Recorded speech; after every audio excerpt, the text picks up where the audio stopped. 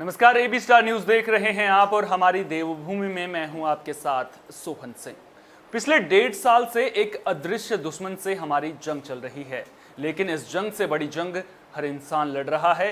वो है खुद को बचाने और अपने परिवार को भूख से बचाने की जंग। हर वर्ग, हर तबका कोरोना के संकट से जूझ रहा है, लेकिन जो इस जंग को लड़ने में नाकाम रहे हैं, उन्होंने खुदकुशी जैसा कदम उठाकर खुद की जीवन लीला समाप्त कर ली है। ऐसा ही एक मामला काशीपुर में भी सामने आया है, जहां कर्ज के बोझ तले दबे एक फैक्ट्री मालिक ने अपनी जीवन लीला समाप्त कर ली और मरने से पहले एक वीडियो वायरल करते हुए खुद का दुख बयां किया है। वहीं कहने को युवक फैक्ट्री के मालिक थे, लेकिन कोरोना महामारी ने मंदी की ऐसी मार मारी कि काशीपुर के रहने वाले ये फैक्ट्री मालिक भी इस महामारी की मंदी को नहीं सह पाए और इतना कर्ज के बोझ तले दब गए कि अपनी आपबीती बयां करने के बाद खुदकुशी कर ली। वहीं पुलिस को इस मामले की सूचना मिलते ही पुलिस ने फांसी पर लटके शव को अपने कब्जे में लेते हुए पोस्टमार्टम के लिए भेज दिया है। वहीं जिनके द्वारा फैक्ट्री मालिक पर अनावश्यक दबाव बनाकर शोषण किया गया, उनकी भी जांच पुलिस कर रही है। पुलिस का कहना है कि जांच के बाद जो भी तथ्य सामने आएंगे, उसके मुताबिक कार्रवाई अमल में लाई जाएगी। आप खुद ही सुनिए मंदी की मार का ये दर्द।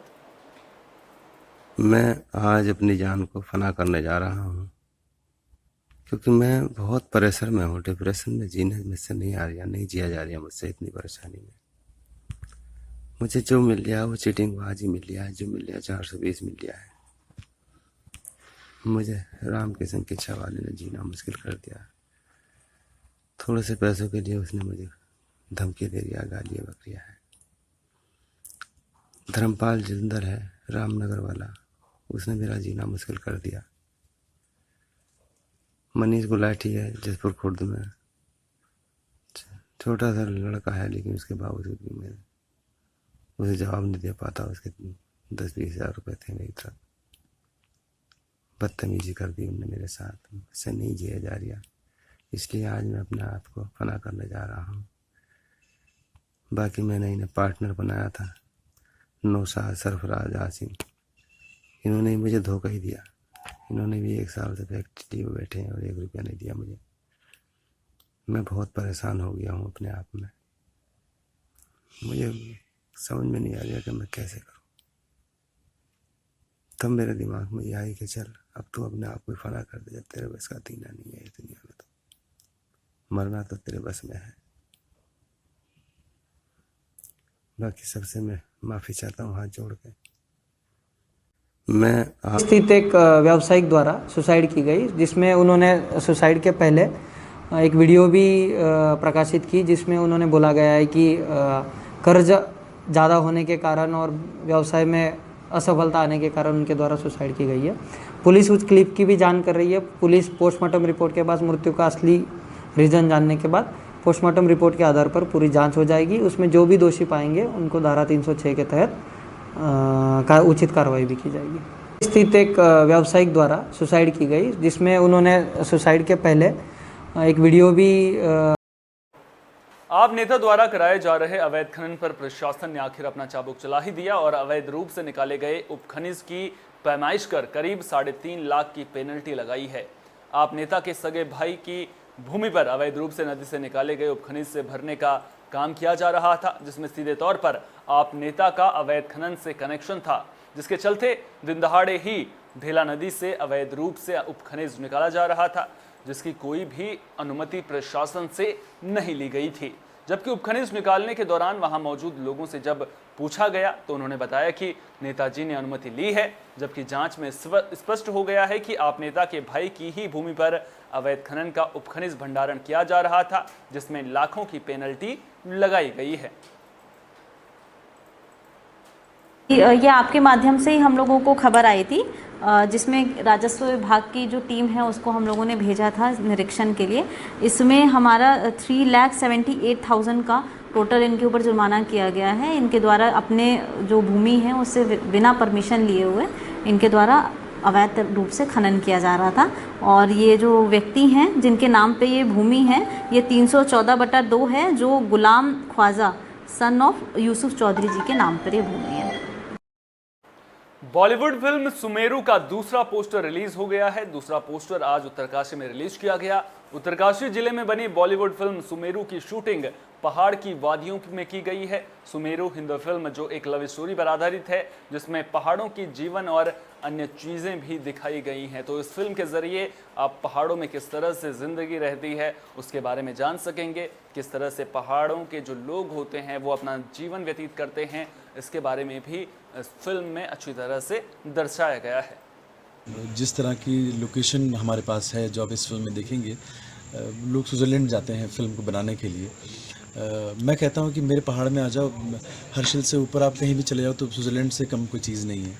बल्कि स्विट्ज़रलैंड भी हमें मेंशन नहीं करना चाहिए, हम हर्षिल वैली बोलना चाहिए, या जो हमारा 7 ताल है जहाँ हमने शूट किया था, तो वो अद्भुत है सर। मैं तो बहुत कृतज्ञ हूँ, धन्यवाद सर। 7 ताल जहाँ पे हमने टेंट लगाए हुए थे वो एक ऐसी जगह थी कि मैं तो वहाँ से वापस भी नहीं आना चाहता था, क्योंकि वो इतनी पवित्र जगह थी। मुझे ऐसा लगता था कि भगवान के बहुत नज़दीक हूँ। फिल्म रिलीज कब होगी? 1 अक्टूबर को फिल्म रिलीज़ हो रही है पूरे हिंदुस्तान वर्ष में, और फिल्म थिएट्रिकल रिलीज़ है, सिनेमा में रिलीज़ है। तो मैं दर्शकों से भी ये कहना चाहता हूँ कि सोशल डिस्टेंसिंग का पालन करते हुए ज़रूर थिएटर जाएं। सर ये बहुत ही अलग एक्सपीरियंस था मेरे लिए, क्योंकि मेरे को अलग अलग चीज़ें एक्सप्लोर करना पसंद है। तो जिस जगह पे हम थे 7 ताल, इतनी खूबसूरत जगह, मतलब मुझे नहीं पता था कि हमारे उत्तराखंड में भी ऐसी जगह है जो शायद और प्रमोट होनी चाहिए, ताकि वहाँ उस जगह को ज़्यादा से ज़्यादा लोग जानें जो ऐसी चीज़ें एक्सप्लोर करना पसंद करते हैं। तो मेरे लिए बहुत अलग एक्सपीरियंस था। तो इन्होंने किया, इससे एक तो हमारे टूरिज़्म को यहाँ प्रमोट करेंगे, और जो उसकी पूरी कास्ट थी, यहाँ तक कि जो फोटोग्राफर्स थे, जो टेक्निकल चीज़ें हैं, उसमें भी सारे के सारे लोग उत्तराखंड से बिलोंग करते हैं। तो इन्होंने इनके पास स्पेशलाइजेशन है इस तरह के कैंप और इस तरह की ट्रेनिंग देने की।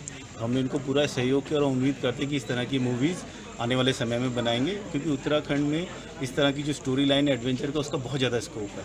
और जब कुछ इस तरह का काम होगा तो उससे ना सिर्फ मूवी प्रमोट होगी, बल्कि यहाँ का लोकल टूरिज़्म और लोकल लोगों को नौकरी और इस तरह के कार्यों को बढ़ावा मिलेगा। जिस तरह की उत्तराखंड के पहाड़ों पर लगातार बरसात हो रही है, जिसकी वजह से जगह जगह पहाड़ियां दरक रही हैं, जिससे रास्ते बंद हो रहे हैं। रास्ते बंद होने से स्थानीय लोगों के साथ साथ पर्यटकों को भी दिक्कतों का सामना करना पड़ रहा है। इसी के मद्देनजर कांग्रेस प्रदेश अध्यक्ष गणेश गोदियाल ने बड़ा बयान दिया है।